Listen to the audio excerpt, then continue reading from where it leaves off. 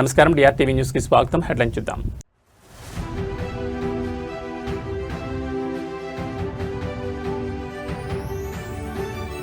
మహిళా రిజర్వేషన్లపై కేంద్రం కీలక నిర్ణయం. రేపు పార్లమెంట్ మీదకు సవరణ బిల్లు.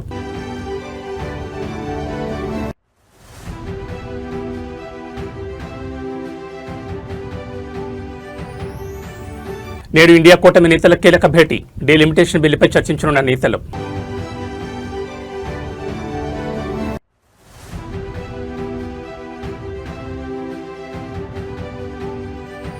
గ్రామాల్లోనూ అన్నా పిలుపు. నేడు 62 అన్నా క్యాంటీన్లను ప్రారంభించనున్న సీఎం చంద్రబాబు.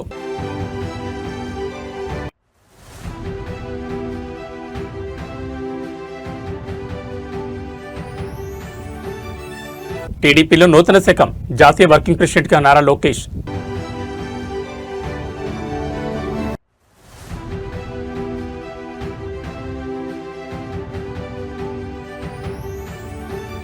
రేవంత్ తీరుపై జీవన్ రెడ్డి రెబల్ గళం. కాంగ్రెస్ వర్గాల్లో పెను ప్రకంపనలు. ఇక డీటెయిల్స్ చూస్తే దేశ రాజకీయాల్లో మహిళల భాగస్వామ్యాన్ని మరింత పటిష్టం చేసే దిశగా కేంద్ర ప్రభుత్వం కీలక అడుగు వేయనుంది. రేపు పార్లమెంట్ వేదికగా మహిళా రిజర్వేషన్ చట్ట సవరణ బిల్లును సభ ముందుకు తీసుకురావాలని ప్రభుత్వం నిర్ణయించింది. ఇప్పటికే ఆమోదం పొందిన మహిళా రిజర్వేషన్ చట్టంలోని కొన్ని సాంకేతిక అంశాలు మరియు అమలు ప్రక్రియకు సంబంధించిన కీలక సవరణలను ఈ బిల్లులో ప్రతిపాదించనున్నట్లు సమాచారం. చట్టసభల్లో మహిళలకు కేటాయించిన 33% కోటా అమలును వేగవంతం చేయడం, నియోజకవర్గాల పునర్విభజన మరియు జనాభా గణనతో దీనికి ఉన్న అనుసంధానంపై ఈ సవరణలు స్పష్టత ఇచ్చే అవకాశం ఉంది. ఈ బిల్లు పార్లమెంట్ ముందుకు వస్తున్న నేపథ్యంలో అటు అధికార పక్షం ఇటు విపక్షాలు తమ వ్యూహాలను సిద్ధం చేసుకున్నాయి. ఈ సవరణల ద్వారా మహిళా సాధికారతకు మరింత బలం చేకూరుతుందని, చారిత్రాత్మక నిర్ణయం దిశగా అడుగులు వేస్తున్నామని కేంద్ర వర్గాలు పేర్కొంటున్నాయి.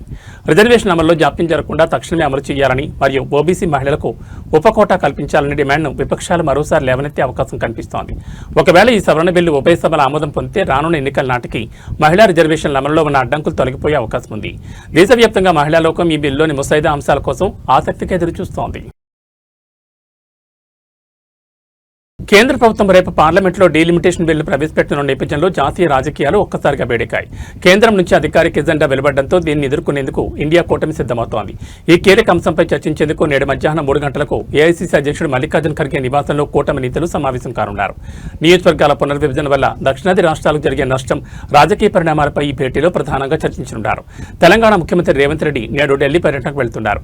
ఇండియా కూటమి సమావేశంలో పాల్గొనడంతో పాటు రాష్ట్ర ప్రయోజనాల లక్ష్యంగా ఆయన పావులు కదుపుతున్నారు. ముఖ్యంగా నియోజకవర్గాల విభజన విషయంలో హైబ్రిడ్ మోడల్ను తెరపైకి తీస్తున్న సీఎం రేవంత్ దీనికి జాతీయ నేతల మద్దతు కూడగట్టే ప్రయత్నం చేయనున్నారు.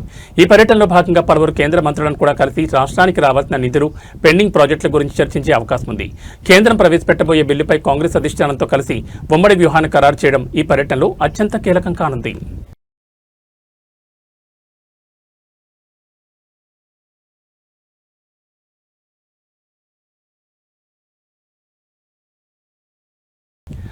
ఆంధ్రప్రదేశ్ రాష్ట్రంలోని గ్రామీణ పేదల కోసం మరో కీలక నిర్ణయానికి నేడు శ్రీకారం చుడుతున్నారు ముఖ్యమంత్రి చంద్రబాబు నాయుడు.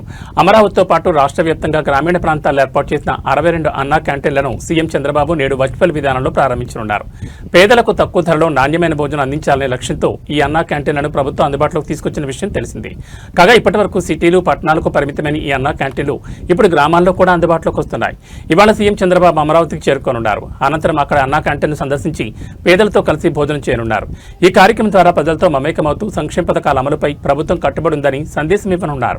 టెంపుల్ టౌన్ అమరావతిలో అన్నా క్యాంటీన్ ప్రారంభోత్సవం కోసం ముఖ్యమంత్రి వర్యులు చంద్రబాబు నాయుడు గారు విచ్చేస్తున్నారు. దాదాపు రాష్ట్రంలోని 60 అన్నా క్యాంటీన్లని ఓపెనింగ్ చేయడం కోసం మా యొక్క అమరావతిని ఎంచుకోవడం మేము చాలా సంతోషంగా భావిస్తున్నాను. ప్రతిరోజు కూడా ఎంతో మందికి అన్నం పెట్టే ఈ అన్నా క్యాంటీన్లు అన్ని మండల కేంద్రాల్లో కూడా ఒక క్యాంటీన్ ఇవ్వమని మనం మా నాయకుడిని అడిగి నేను తెచ్చుకునే విధంగా నేను ప్రయత్నం చేస్తాను. ఈ సందర్భంగా నేను తెలియజేస్తాను. తెలుగుదేశం పార్టీని రాబోయే 2029 ఎన్నికలకు సమరోత్సాహంతో సిద్ధం చేసే క్రమంలో అధినేత నారా చంద్రబాబు నాయుడు విప్లవాత్మక నిర్ణయాలు తీసుకున్నారు. పార్టీ జాతీయ, రాష్ట్ర కమిటీలను ప్రకటిస్తూ విధేయత, కష్టపడే తత్వానికి పెద్దపీట వేశారు. పార్టీలో నూతన నాయకత్వాన్ని ప్రోత్సహించే దిశగా మంత్రి నారా లోకేష్ ను జాతీయ వర్కింగ్ ప్రెసిడెంట్ గా నియమించారు. ఇక ఆంధ్రప్రదేశ్ రాష్ట్ర అధ్యక్షుడిగా పల్లా శ్రీనివాసరావును కొనసాగిస్తూ పార్టీ పట్ల ఆయనకున్న అంకిత భావాన్ని గుర్తించారు. ఈ నూతన కార్యవర్గంలో చంద్రబాబు నాయుడు సామాజిక సమీకరణాలకు అత్యంత ప్రాధాన్యతనిచ్చారు. మొత్తం 185 మందితో కూడిన రాష్ట్ర కమిటీలో 122 స్థానాలకు బడుగు బలహీన వర్గాలు కేటాయించి సామాజిక విప్లవానికి తెరలేపారు. ఇందులో బీసీలకు 77, ఎస్సీలకు 25, ఎస్టీలకు 7 మరియు మైనార్టీలకు 13 స్థానాలు కల్పించారు. శాతాల వారీగా చూస్తే బీసీలకు 40%, ఎస్టీలకు 25% చొప్పున ప్రాతినిధ్యం లభించింది. 2029 ఎన్నికలను దృష్టిలో పెట్టుకుని భవిష్యత్తులో రాబోయే నియోజకవర్గాల పునర్వ్యవస్థీకరణ మరియు 33% మహిళా రిజర్వేషన్లను పరిగణలోకి తీసుకుని మహిళలకు పెద్దపీట వేస్తారు. రాష్ట్ర కమిటీలో ఏకంగా 50 మంది మహిళలకు చోటు కల్పించడం విశేషం. పార్టీ చరిత్రలో ఎన్నడూ లేని విధంగా కింది స్థాయి కార్యకర్తలకు అత్యున్నత గౌరవం దక్కింది. పార్టీ నిర్ణాయక మండలి అయిన పొలిట్ బ్యూరోలో సామాన్య కార్యకర్తలను నియమించి చంద్రబాబు అందరినీ ఆశ్చర్యపరిచారు. ఓ మండల పార్టీ అధ్యక్షురాలని నేరుగా పొలిట్ బ్యూరోలోకి తీసుకోవడం ద్వారా పార్టీ కోసం కష్టపడే వారికి అవకాశం ఇవ్వద్దని నిరూపించారు. 29 మందితో పొలిట్ బ్యూరో, 31 మందితో జాతీయ కమిటీని కూర్చారు. జాతీయ కమిటీలో 3 ప్రధాన కార్యదర్శులు, 18 మంది ఉపాధ్యక్షులు మరియు 10 మంది అధికార ప్రతినిధులకు అవకాశం కల్పించారు. మొత్తంగా పార్టీ యంత్రాంగాన్ని కొత్త పుంతలు తొక్కించేలా ఈ నియామకాలు జరిగాయి. రాష్ట్ర కమిటీలో 7 ప్రధాన కార్యదర్శులు, 16 మంది ఉపాధ్యక్షులు, 14 మంది అధికార ప్రతినిధులు, 10 మంది జోనల్ కోఆర్డినేటర్లను నియమించారు. వీటితో పాటు నాలెడ్జ్ కమిటీ, హెచ్ఆర్డీ కమిటీలో కూడా నియామకాలు పూర్తి చేశారు. సీనియర్ల అనుభవాన్ని, యువత ఉత్సాహాన్ని సమతుల్యం చేస్తూ రూపొందించిన ఈ కమిటీలు రాబోయే రోజుల్లో పార్టీని మరింత బలోపేతం చేస్తాయని రాజకీయ విశ్లేషకులు భావిస్తున్నారు. ఒక్క పార్టీ మినహా టీమ్ 11 పార్టీ, ఆ ఒక్క పార్టీ మినహా అన్ని పార్టీలు కలిసికట్టుగా, ఇటు భారతీయ జనతా పార్టీ ఎన్డీఏలో ఉన్నా కానీ భారతీయ జనతా పార్టీ, జనసేన ఉండొచ్చు, జేడీయూ ఉండొచ్చు, అటు పక్కన కాంగ్రెస్, టీఎంసీ, ఆప్, ఎస్పీ అందరూ కూడా ముఖ కంఠంతో ఎస్ ఆంధ్ర రాష్ట్రానికి శాశ్వత రాజధాని అమరావతి అని వాళ్ళు మాట్లాడతాం. ఈరోజు కూడా నాకు వచ్చిన సమాచారం మేరకు కరెక్ట్గా 11 పార్టీలు మాట్లాడింది. సో 11 నంబర్ అనేది గత పాలకులు చేసిన పొరపాట్ల వల్ల ఆ 11 నంబర్ అనేది వాళ్ళు వెంటాడుతుంది. సో ఈరోజు కూడా అనుకోకుండా 11 పార్టీలు మాట్లాడాయి. దాంట్లో ఒక పార్టీ యాజ్ యూజువల్ వాక్అవుట్, వాళ్ళకి ఫ్యాషన్ అది. ఏపీ ఇంటర్మీడియట్ 2025-26 పరీక్షల ఫలితాలు విడుదలయ్యాయి. మంత్రి నారా లోకేష్ ఈ ఫలితాలు విడుదల చేశారు. ఈ ఏడాది 10.50 లక్షల మంది విద్యార్థులు పరీక్షలకు హాజరవగా ఫస్ట్ ఇయర్లో 77% మంది విద్యార్థులు పాస్ అవ్వగా సెకండ్ ఇయర్లో 81% మంది విద్యార్థులు ఉత్తీర్ణులైనట్టు మంత్రి వెల్లడించారు. వొకేషనల్ కోర్సుల్లో ఫస్ట్ ఇయర్ స్టూడెంట్స్ 61% పాస్ అవ్వగా సెకండ్ ఇయర్లో 74% పాస్ అయినట్లు మంత్రి వివరించారు. బాలురు బాలికల వారీగా చూస్తే ఇంటర్ ఫస్ట్ ఇయర్లో 72% బాలురు పాస్ అవ్వగా 81% బాలికలు ఉత్తీర్ణులయ్యారు. సెకండ్ ఇయర్లో బాలురు 76% పాస్ అవ్వగా 85% మంది బాలికలు పాస్ అయ్యారు. గడిచిన 12 ఏళ్లలో ఈ ఏడాది ఇంటర్ విద్యార్థులు అత్యంత ఫలితాలు సాధించారని మంత్రి అభినందించారు. విద్యార్థులు వెబ్సైట్లో హాల్ టికెట్ నెంబర్ ఎంటర్ చేయడం ద్వారా ఫలితాలను పొందొచ్చు. లేదా వాట్సాప్లో 9552300009 నంబర్కు హాయ్ అని మెసేజ్ చేసి హాల్ టికెట్ నెంబర్ను పంపితే రిజల్ట్ నేరుగా వాట్సాప్కి వస్తుందని మంత్రి నారా లోకేష్ తెలిపారు. పరీక్షల్లో ఉత్తీర్ణత సాధించలేని విద్యార్థులు అధైర్యపడొద్దని సూచించారు. మరింత పట్టుదలతో శ్రమించి సప్లిమెంటరీలో మంచి మార్కులతో పాస్ అవ్వాలని ఆకాంక్షించారు.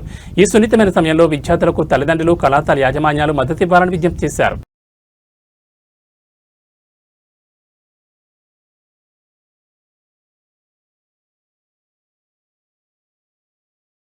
కాంగ్రెస్ పార్టీ అనేది ఇప్పుడు రేవంత్ రెడ్డి ప్రైవేట్ లిమిటెడ్ కంపెనీగా మారింది. పార్టీని ఆయన క్రమక్రమంగా ఖతం చేస్తున్నాడంటూ జీవన్ రెడ్డి ఘాటు వ్యాఖ్యలు చేశారు. కనీసం సొంత పార్టీ ఎమ్మెల్యేలకు కూడా ముఖ్యమంత్రి అపాయింట్మెంట్ ఇవ్వడం లేదని, ప్రజాప్రతినిధులను గౌరవించే సంస్కృతి రేవంత్ రెడ్డికి లేదని మండిపడ్డారు. ఈ సందర్భంగా మాజీ ముఖ్యమంత్రి కేసీఆర్ తీరును జీవన్ రెడ్డి కొనియాడారు. కేసీఆర్ నా వయసును గౌరవిస్తారు, నన్ను ఎప్పుడూ అన్నా అని పిలుస్తారు. కేసీఆర్కు ప్రజలంటే అపారమైన గౌరవం ఉంది, కానీ రేవంత్ రెడ్డికి అహంకారం తప్ప ప్రజల పట్ల గౌరవం లేదని విమర్శించారు.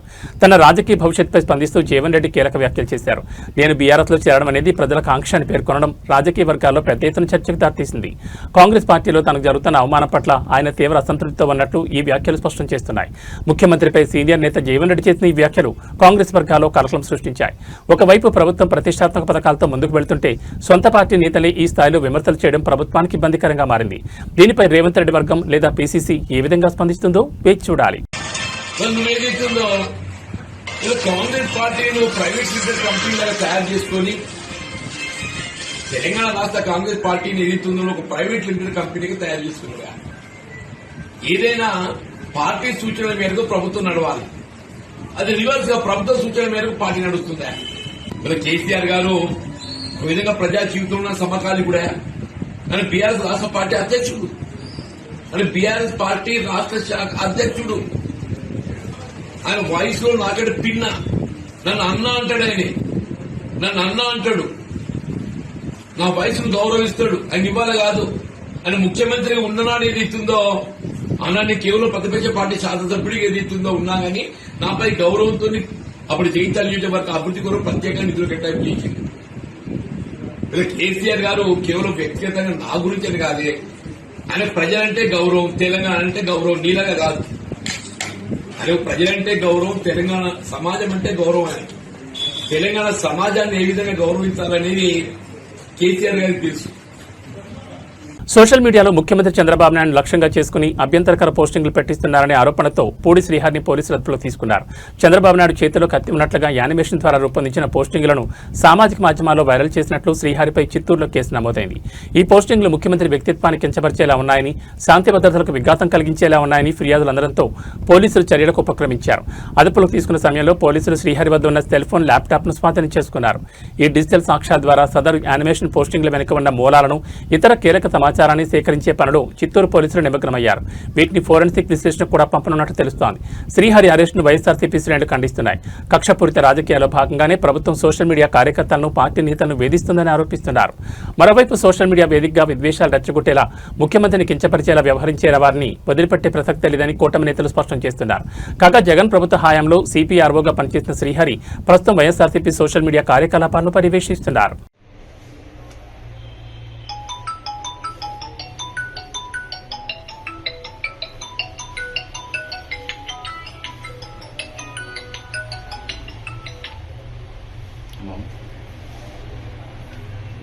ఫుటేజ్ చూస్తున్నాం తీరుస్తానికి.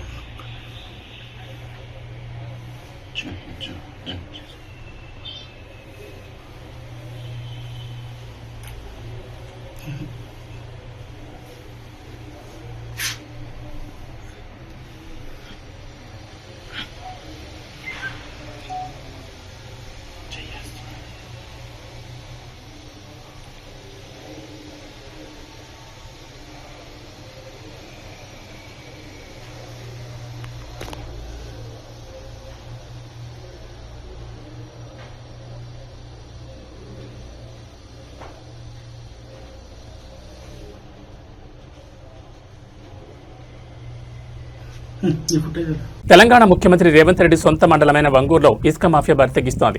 ప్రభుత్వ నిబంధనలు తుంగలో తొక్కి అనుమతుల పేరుతో అక్రమంగా ఇసుక దందాను కొనసాగిస్తున్నారు. రాత్రి సమయాల్లో విచ్చలవిడిగా ఇసుక తరలిస్తున్నా అధికారులు పట్టించుకోవడం లేదనే విమర్శలు వెలువెత్తున్నాయి. ఇసుక మాఫియా ఆగడాలపై దుందుబి వాగు సమీప గ్రామస్తులు తిరగబడుతున్నారు. ఇక్కడ నుంచి రాత్రి వేళ అక్రమంగా ఇసుక తరలిస్తున్న వారిని పోల్కంపల్లి గ్రామస్తులు అడ్డుకున్నారు. రాత్రిపూట ఇసుకను తరలిస్తున్న పలు ట్రాక్టర్లను స్థానికులు నిలిపివేసి నిరసన వ్యక్తం చేశారు. మన ఇసుక మన వాహనం పథకం ద్వారా మాత్రమే ఇసుకను తరలించాలని జిల్లా కలెక్టర్ స్పష్టమైన ఆదేశాలు జారీ చేసినప్పటికీ క్షేత్రస్థాయిలో పరిస్థితి భిన్నంగా ఉంది. కొంతమంది అధికారులు ఇసుక మాఫియాతో చేతులు కలిపి కలెక్టర్ ఆదేశాలను బేఖాతరు చేస్తున్నారనే ఆరోపణలు వస్తున్నాయి. నిబంధనల ప్రకారం అనుమతులుంటే పగటి సమయంలోనే రవాణా చేయాల్సిండగా గుట్టుచప్పుడు కాకుండా రాత్రి వేళలో ఇసుకను తరలించడంపై అనుమానాలు వ్యక్తమవుతున్నాయి. అక్రమ రవాణాను ప్రశ్నిస్తున్న గ్రామస్తులపై ఇసుక మాఫియా ఒత్తిళ్లు తీసుకురావడమే కాకుండా బెదిరింపులకు పాల్పడుతున్నట్లు సమాచారం. సీఎం ప్రాతినిధ్యం వహిస్తున్న ప్రాంతాల్లోనే ఇలాంటి అక్రమాలు జరగడంపై స్థానికులు మండిపడుతున్నారు.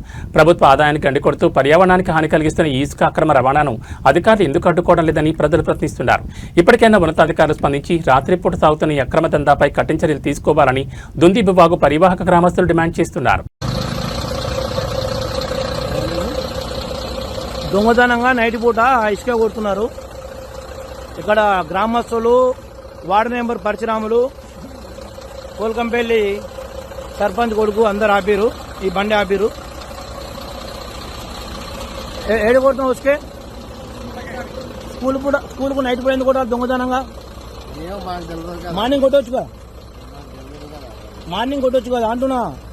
కలెక్టర్ చెప్పిండు మన ఇసుకే మన వాహనం పనులు నడవాలని గవర్నమెంట్ పరంగా. నైట్ పూట ఎందుకు కొట్టాలి దొంగతనంగా ఎందుకు చెప్పాలి? ఇప్పుడు నాకు ఎస్ఐ చేసిన ఫోను, నైట్ పూట కొడతారు దొంగతనంగా అనేసి మహేష్ గౌడ్ ఎస్ఐ గారు నాకు చెప్పారు. బండ్లు వస్తాయి నువ్వు ఆపకబ్బా అని నాకు చెప్తున్నాడు. నైట్ పూట దొంగతనంగా ఎందుకు కొట్టాలి? పొద్దుగాల పూట కొట్టవచ్చు కదా. ఎమ్మెల్యే చెప్పిండు, మినిస్టర్ చెప్పిండు, సీఎం గారు చెప్పారు అని చెప్తున్నావు కదా. మరి మార్నింగ్ పూట కొట్టవచ్చు కదా. నువ్వు నైట్ పూట ఎందుకు కొడుతున్నావు? మీ ఓనర్ ఎవరు? మీ ఓనర్ పేరు ఏం పేరు? ముఖేష్ యాదవ్. ఏ ఊరైనా? గాజారా. ఈ బండ్లు ఏడు నుంచి నింపుకొస్తున్నావు? సైగోళ్ళు ఎవరి బండ్లు ఇవి? సైగోళ్ళు ఏడా నింపినావు? కాలువగా అంటే ఏడా నింపినావు? అదే కాలువ కాడ ఏదైనా నింపినావు అంటున్నా. పోల్కంపల్లి గ్రామస్తులు అందరూ ఆపిరు. వార్డు మెంబర్ పరశురాములు, సర్పంచ్ పోల్కంపల్లి సర్పంచ్ వాళ్ళ కొడుకు కూడా ఆపింది ఇక్కడ బండ్లు. ఇక్కడ ఇసుక నైట్ పూట ఇప్పుడు టైం ఎంత అయిందంటే దాదాపుగా 12:30 అవుతుంది. ఈ బండి ఒక ఎస్ఐ మహేష్ గౌడ్ ఉసుకే బండ్లు వస్తున్నాయి, నువ్వు ఆపకు, ఇది స్కూల్కు అంటున్నాడు. మరి మన ఇసుక మన గవర్నమెంట్ పాలసీ వచ్చింది కదా, కలెక్టర్ చెప్తున్నాడు, ఆర్డీఓ చెప్తున్నాడు, ఎంఆర్ఓ గారు చెప్తున్నారు మన ఇసుక మనం అనేసి గవర్నమెంట్ పాలసీ ఉందని. అంటే గవర్నమెంట్ కు దండి కొట్టే విధంగా ఈ పాలక వర్గం, ఈ అధికార పార్టీ కొమ్ములు కాస్తున్నారా? వీళ్ళందరూ ఈ అధికార పార్టీ కొమ్ములు కాస్తున్నారా? ఇది మైనింగ్ శాఖకు సంబంధించిన ఇసుక మాఫియా. ఒక ఎస్ఐ మహేష్ గౌడ్ నాకు ఫోన్ చేసి ఉసుక నా పోదని చెప్తున్నాడు. ఇంకో ఈయన వచ్చి నేను పేరేం పేరు రాజు, నైట్ పూట బండ్లు పట్టుకుంటే మేము నాకు తెలిసి ఇవ్వాలా ఈ రోజు వస్తున్నాయి. ఇంకో ఉసుకే మొత్తం ఫుల్ లోడ్ వచ్చింది. ఒక మహేష్ గౌడ్ చెప్తున్నాడు, ఎస్ఐ గారు చెప్తున్నాడు. ఏమని చెప్తున్నారు వారంటే, సురేందర్ నువ్వు బండ్లు ఆపకు, ఇది స్కూల్ కోసం వస్తుంది అంటున్నారు. అవునండి, గవర్నమెంట్ పాలసీ పెట్టారు కదా, మన ఇసుక మన వాహనం అనేది ఒక పాలసీ పెట్టిరు. కలెక్టర్ గారు చెప్పారు, ఆర్డీఓ చెప్పిండు, ఎంఆర్ఓ చెప్పాడు. ఈ దొంగతనంగా ఇసుక ఎందుకు నడిపిస్తున్నారు? బీహార్ రాజకీయాల్లో పెనుమార్పు చోటు చేసుకుంది. బీహార్ నూతన ముఖ్యమంత్రిగా బీజేపీ నేత సామ్రాట్ చౌదరి ప్రమాణ స్వీకారం చేశారు. రాజ్భవన్లో జరిగిన ప్రత్యేక కార్యక్రమంలో గవర్నర్ ఆయనతో ప్రమాణం చేయించారు. సామ్రాట్ చౌదరితో పాటు డిప్యూటీ సీఎంగా విజయ్ కుమార్ చౌదరి ప్రమాణ స్వీకారం చేశారు. బీహార్ రాజకీయ చరిత్రలో ఇది ఒక మైలురాయిగా నిలవనుంది. ఇప్పటి వరకు ప్రాంతీయ పార్టీల నీడలో లేదా సంకీర్ణ భాగస్వామిగా ఉన్న బీజేపీ తొలిసారిగా నేరుగా ముఖ్యమంత్రి పీఠాన్ని దక్కించుకోవడం విశేషం. సీఎంతో పాటు నూతన మంత్రివర్గం కూడా కొలువుతీరింది. సామాజిక సమీకరణాలను దృష్టిలో ఉంచుకుని మంత్రివర్గంలో వివిధ వర్గాలకు చోటు కల్పించారు. ఈ చారిత్రాత్మక కార్యక్రమానికి ప్రధాని నరేంద్ర మోడీ, కేంద్ర హోంమంత్రి అమిత్ షా హాజరు కాలేదు. ప్రస్తుతం వారు పశ్చిమ బెంగాల్ మరియు తమిళనాడు రాష్ట్రాల ఎన్నికల ప్రచారంలో బిజీగా ఉండడం వల్ల ఈ వేడుకకు రాలేకపోయారు. అయితే వారు ఫోన్ ద్వారా నూతన ముఖ్యమంత్రికి, డిప్యూటీ సీఎంకు తమ శుభాకాంక్షలు తెలిపారు. నూతన ముఖ్యమంత్రి సామ్రాట్ చౌదరి ముందు ఇప్పుడు అనేక సవాళ్లున్నాయి. ముఖ్యంగా రానున్న ఎన్నికల దృష్ట్యా పరిపాలనను గాడిలో పెట్టడం, అభివృద్ధి పథకాలను ప్రజల్లోకి తీసుకెళ్లడంపై ఆయన దృష్టి సారించనున్నారు. బీజేపీ అగ్రనాయకత్వం నమ్మకాన్ని నిలబెట్టుకుంటూ రాష్ట్రంలో పార్టీని మరింత బలోపేతం చేసే బాధ్యత ఇప్పుడు ఆయన భుజస్కంధాలపై ఉంది. मैं सम्राट चौधरी ईश्वर की शपथ लेता हूं कि मैं विधि द्वारा स्थापित भारत के संविधान के प्रति सच्ची श्रद्धा और निष्ठा रखूंगा। मैं भारत की प्रभुता और अखंडता अक्षुण्ण रखूंगा। मैं बिहार राज्य के मुख्यमंत्री के रूप में अपने कर्तव्यों का श्रद्धा पूर्वक और शुद्ध अंतःकरण से निर्वहन करूंगा तथा मैं भय या पक्षपात अनुराग या द्वेष के बिना सभी प्रकार के लोगों के प्रति संविधान और विधि के अनुसार न्याय करूंगा।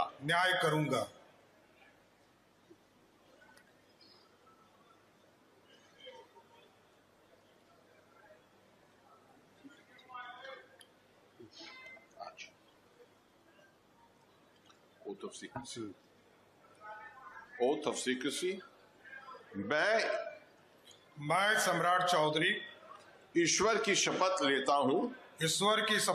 हूं कि जो विषय बिहार राज्य के मुख्यमंत्री के रूप में मेरे विचार के लिए लाया जाएगा अथवा मुझे ज्ञात होगा उसे किसी व्यक्ति या व्यक्तियों को तब के सिवाय जबकि ऐसे मुख्यमंत्री के रूप में अपने कर्तव्यों के सम्यक निर्वहन के लिए ऐसा करना अपेक्षित हो। मैं प्रत्यक्ष अथवा अप्रत्यक्ष रूप से संसूचित या प्रकट नहीं करूंगा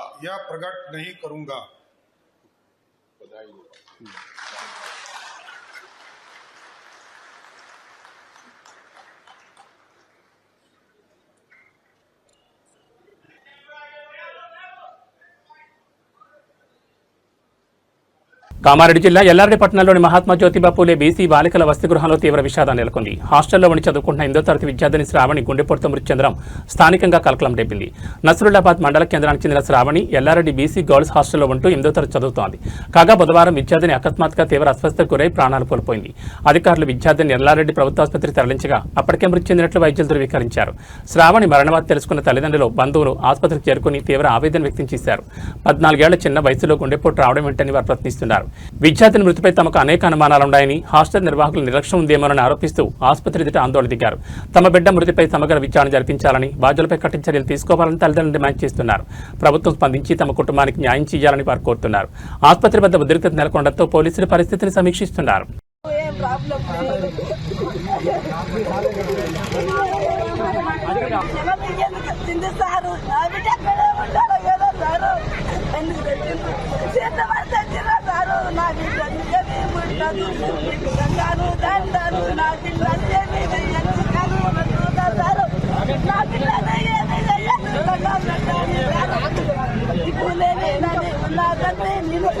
హైదరాబాద్లోని ఔటర్ రింగ్ రోడ్పై ఘోర రోడ్డు ప్రమాదం జరిగింది. చెట్లకు నీడిపోస్తున్న ట్యాంకర్ ఢీకొని తండ్రి 2.5 ఏళ్ల కుమారుడు దుర్మరణం చెందారు.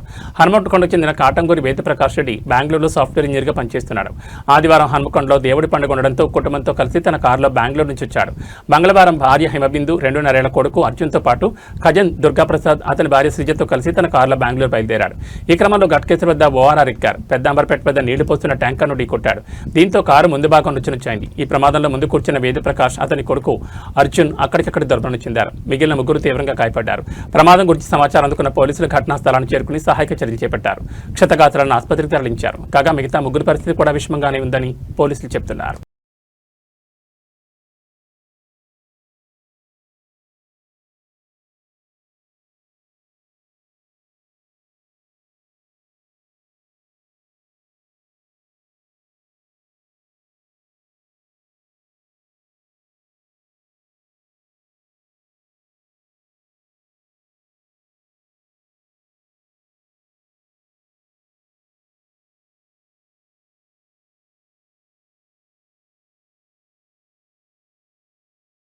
ఏవీ బులెటిన్ విశేషాలు. నమస్కారం.